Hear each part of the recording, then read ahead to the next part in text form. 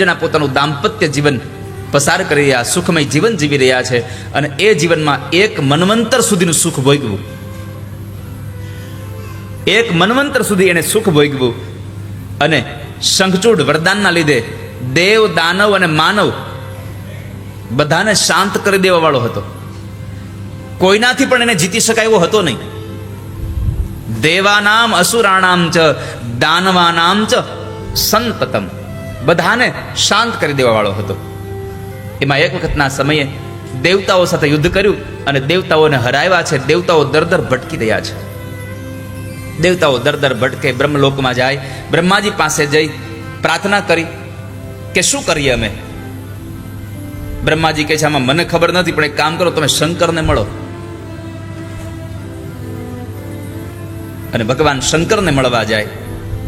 નહીં હોય તો એ ઘરે બેસીને આમ આમ નિશાસા નાખતો હોય કે આજ મેચ ન જોવાની, જાણે એનું અબજોનું ધન લૂંટાઈ ગયું હોય.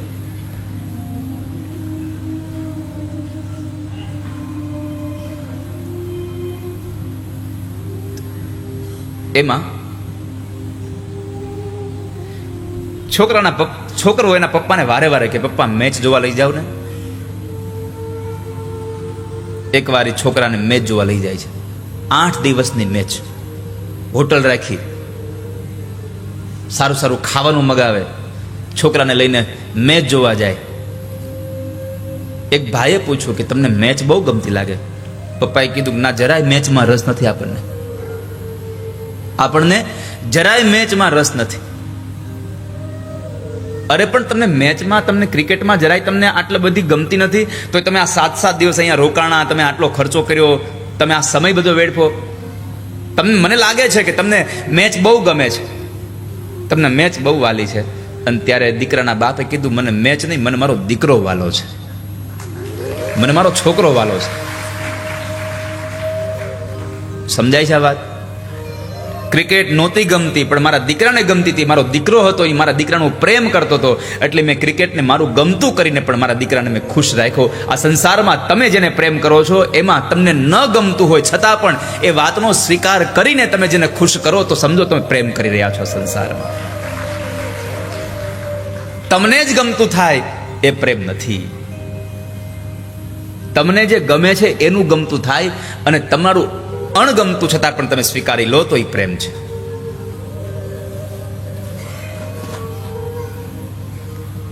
અને આપણે તો આ સંસારમાં એવું જોઈએ કે તે મારું કયું ન કર્યું, હવે મારે મેળ નહીં આવે. અરે તમને પૂછ્યા વગર પાણી ન પી શકે.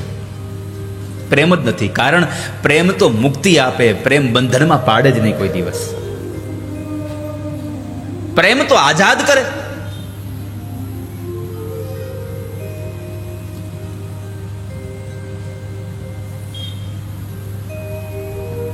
તો ત્રણેયના ઝઘડામાં ભગવાન નારાયણ થયું હાલ જવું જોશે. એટલે ફરી પાછા ભગવાન ત્યાં આગળ પોતાના 4 પાર્ષદોને લઈને પરમાત્મા ત્રણેય પાસે આવ્યા છે.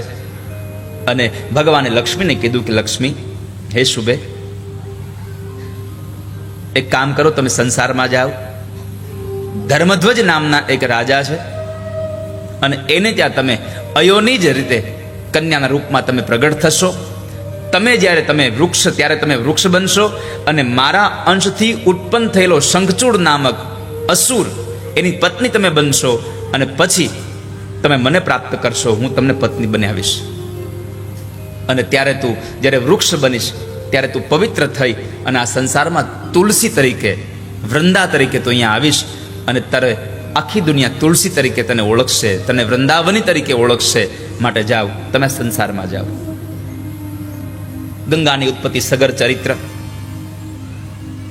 ભગીરથ રાજાએ, દિલીપ રાજાએ, અંશુમાને આ 3 પેઢીએ તપ કર્યું અને પછી ગંગાજીનું અવતરણ થયું. સગર પુત્રોના 60,000 પુત્રોને, સગરના 60,000 પુત્રોની મુક્તિ માટે માં ગંગાનો પ્રવાહ આ સંસારમાં આવ્યો છે. આમ તો એવું કહેવાય છે કે આ ગંગાનું પ્રાગટ્ય રાધા અને કૃષ્ણના અંશમાંથી કાર્તિકી શુક્લ પૂર્ણિમાના દિવસે આ બંનેના શરીરમાંથી એક તેજ નીકળી અને એ ગંગાજી પ્રગટ થયા છે. જન્મેજય કહે છે, બાપજી તમે કહ્યું કે તુલસી વૃક્ષના રૂપમાં રહે છે,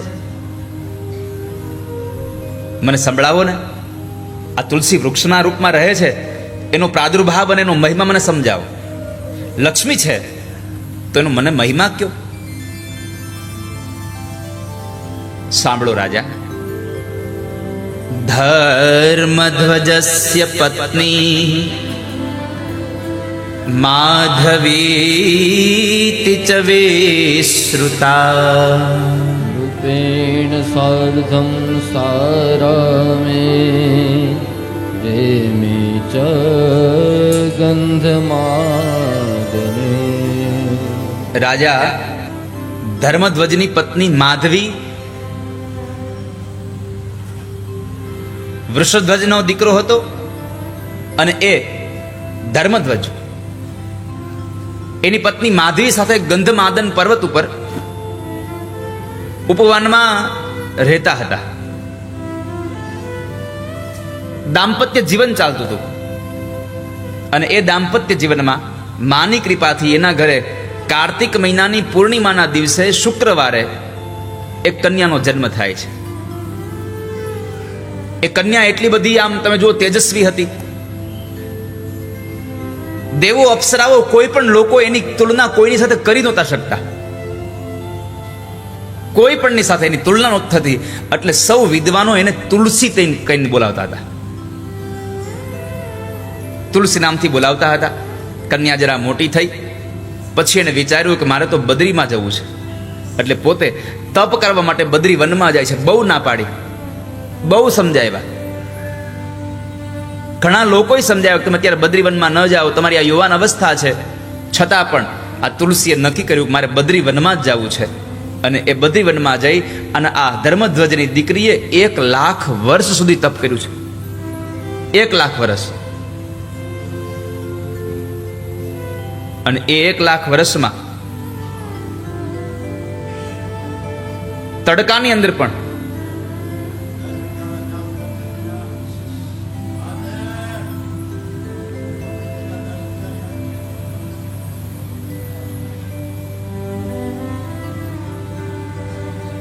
ઉનાળાના સમયમાં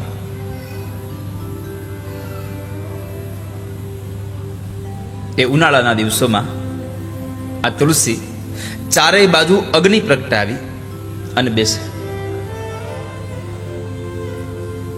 બાપા ત્યાંથી જ કરજો ને.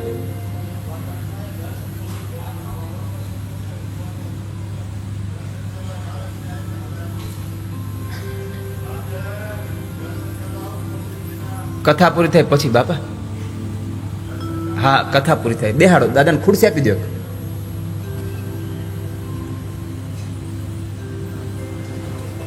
હા,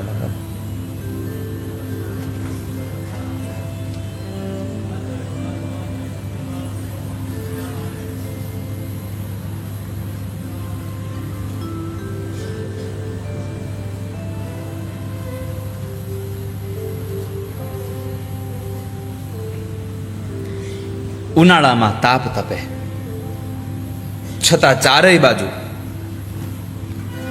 અગ્નિ તપાવી, પંચાગ્નિમાં ઉપરથી તાપ પડતો હોય, ચારેય બાજુ અગ્નિમાં તપી અને તુલસી એ પાઠ કરે છે,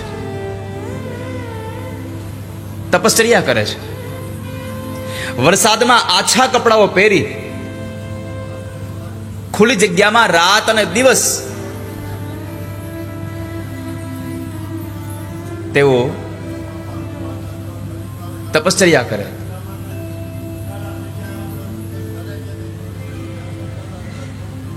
રાત દિવસ એણે તપ કર્યું છે.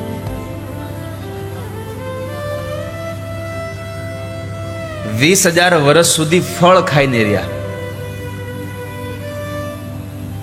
30,000 વર્ષ સુધી પત્તા ખાઈને જીવ્યા. 40,000 વર્ષ સુધી ખાલી વાયુ ભક્ષણ કર્યું અને 10,000 વર્ષ કૃષોદરી, કશું જ નહીં.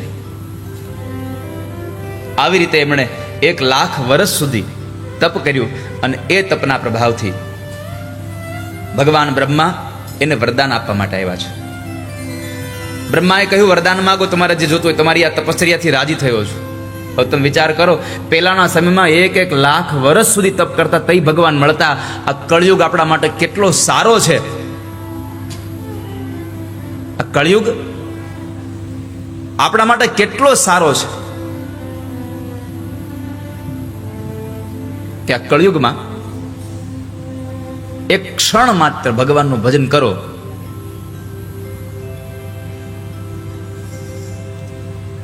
એક કીર્તન કરો ખાલી, તો એ ભગવાનની પ્રાપ્તિ થઈ જાય.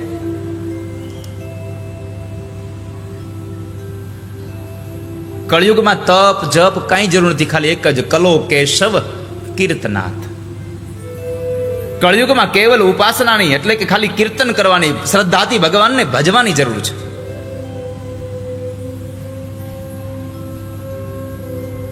એટલે તુલસીએ કહ્યું કે જો બ્રહ્માજી તમે મને વરદાન આપવા ઈચ્છતા હો તો એક કામ કરો,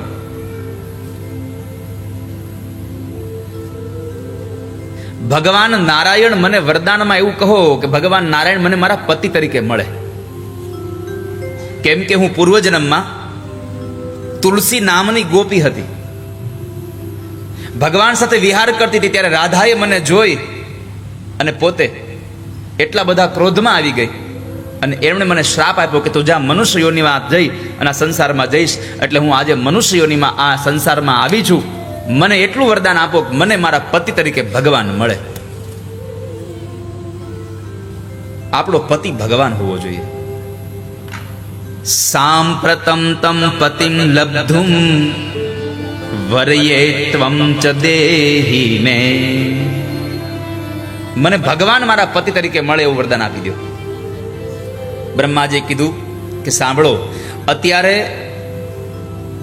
ભગવાન કૃષ્ણના અંશમાંથી પ્રગટ થયેલો સુદામા નામનો ગોવાળિયો ધનુના વંશમાં શંખચૂડ નામનો એક અસુર બનીને આવ્યો છે.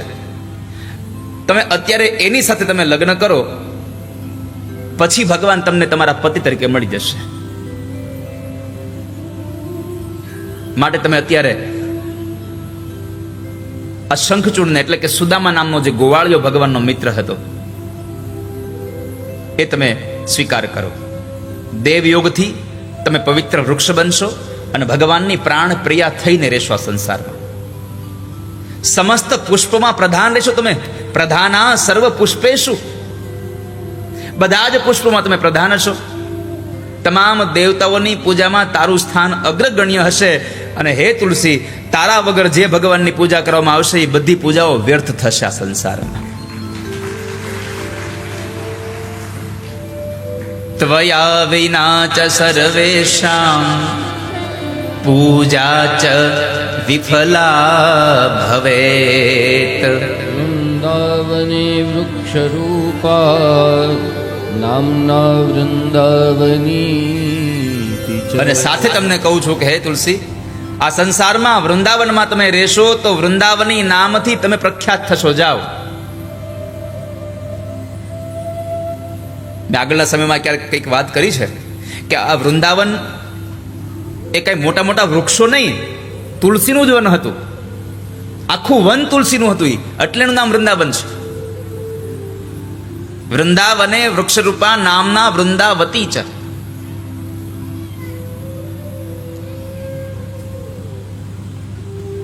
તો એ આખું વૃંદાવન તુલસીનું હતું. પણ એવા સમય તુલસી કહ્યું કે હે બ્રહ્માજી, સાચું કહું, મને 2 હાથવાળા કૃષ્ણમાં જે પ્રેમ છે એટલો પ્રેમ મને 4 હાથવાળા વિષ્ણુમાં નથી. હું 2 હાથવાળા કૃષ્ણને પ્રેમ કરું છું, મને 4 હાથવાળા નથી. પછી કીધું કે લો, તમારે કૃષ્ણને પ્રાપ્ત કરવા હોય તો લ્યો આ રાધાનો 16 મંત્ર. અને આ રાધાનો 16 મંત્ર આપીને કીધું કે તમારો જપ કરો, રાધા તમારા ઉપર પ્રસન્ન થશે અને તમને કૃષ્ણની પ્રાપ્તિ થશે.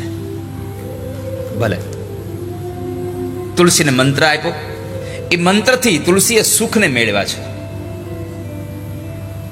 એકવાર તુલસી શયન કરતા હતા ત્યારે તેના મનમાં કામનાઓ જાગી, એટલે તેના શરીરમાં કંપન થવા લાગ્યા.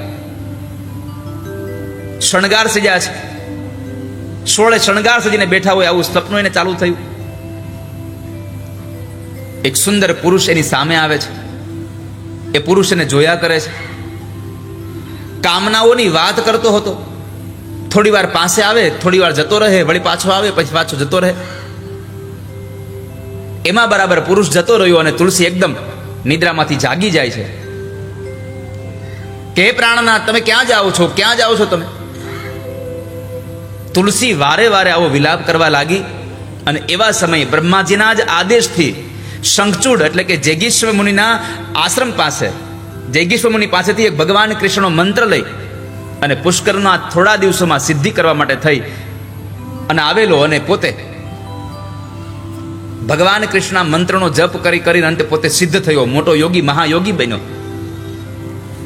શંખચૂડો મહાયોગી જૈગીષવ્યાન મનોહરમ કૃષ્ણ મંત્રમ ચ સંપ્રાપ્ય કૃત્વા સિદ્ધમ તુ પુષ્કરે. બ્રહ્માનું વરદાન હતું કે તારા મનની અભિલાષાઓ સંપન્ન થશે. એ વર લઈને એ પોતે પણ બદ્રીવનમાં ગયો. જે જગ્યાએ તુલસી હતા ત્યાં બદ્રીવનમાં જાય છે. તુલસી અને શંખચૂડનું મિલન થયું. શંખચૂડે પૂછ્યું, તમે કોણ છો? તુલસીએ પોતાની ઓળખાણ આપી, હું ધર્મધ્વજ અને માધવીની દીકરી છું, અહીંયા તપ કરવા આવી છું. બ્રહ્માજીના કહેવાથી હું અહીંયા આવી છું. એ સમયે બંને વાર્તાલાપ કરતા હતા. એ સમયે ભગવાન બ્રહ્મા પણ આવ્યા અને બ્રહ્માએ એકબીજાની ઓળખાણ આપી કે પણ આ પણ તુલસી નામની ગોપી હતી, રાધાના શાપને લઈને સંસારમાં આવી છે. આ પણ સુદામા નામનો ગોવાળિયો હતો, પણ એ પણ રાધાના શાપને લઈ અને અહીંયા શંખચૂડ બનીને આવ્યો છે. માટે તમે બંને જણા અત્યારે હવે લગ્ન કરી લો, વાતો ન કરશો. પ્રેમ પ્રણયની વાતો કરતા હતા એટલે બ્રહ્માએ એને લગ્ન કરવા માટે આજ્ઞા આપી. ગાંધર્વ લગ્ન કર્યા છે. ગાંધર્વ લગ્ન કરીને બંને